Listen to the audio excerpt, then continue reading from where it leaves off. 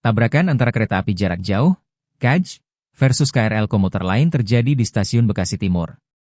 Peristiwa tersebut terjadi sekitar pukul 21 waktu Indonesia Barat.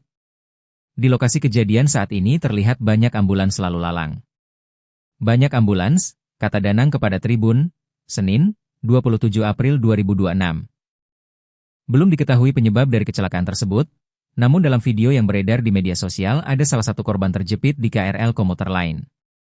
Asap juga terlihat mengepul di stasiun Bekasi Timur. Dalam video juga terlihat ada penumpang KRL yang terjepit bodi kereta.